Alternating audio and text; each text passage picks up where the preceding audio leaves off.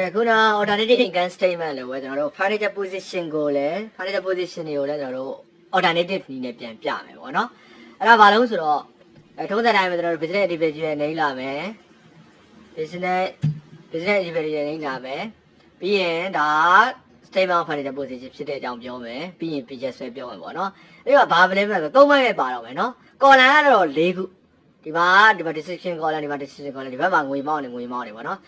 ညာဘက် column မှာဘာတွေရေးပေးလဲဆို assets တွေပဲရေးမယ် assets ဆိုတော့ပုံမှန်ဆိုရင် non current assets ရှိတယ် current assets ရှိတယ်အဲ့လိုတွေကျွန်တော် category မခွဲတော့ဘူး assets တွေမှာခါလေးပေါင်းရေးမယ်ပေါင်းရေးပြီးတော့သူ့ရဲ့ value တွေအားလုံးဒီမှာရေးလိုက်မယ်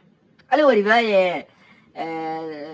ဘယ်အောက်ခြေမှာဆိုရင်တော့ liability တွေရေးမယ် liability မှာလည်း non current liability ရှိတယ် current liability ရှိတယ်အဲ့လိုမျိုးကျွန်တော်တို့ category အုပ်စုတွေမခွဲတော့ဘူး liability တွေအားလုံးကျွန်တော်တို့ပေါင်းရေးလိုက်မယ်ပေါင်းရေးပြီးတော့ဒီရဲ့ value ကိုကျွန်တော်ဒီမှာပေါင်းလိုက်မယ်ပေါ့နော်အဲ့ဒါဆိုရင် liability total ရှိမယ် assets total ရှိမယ်သူတို့တကူကိုခြားနာလိုက်မယ်ပေါ့နော်ခြားနာလိုက်ရင်ရလာတာဒီပါ financial position value ရလာလိမ့်မယ်အဲ့တော့ assets ကနေပြီး liability ကများနေရဆိုတာ minus financial position value ထွက်သွားမှာပေါ့နော်အဲ့လိုပဲ assets ကများပြီး liability ကနည်းနေရဆိုတော့ plus financial position ထွက်သွားလိမ့်မယ်ဒီနည်းနဲ့ကျွန်တော်တို့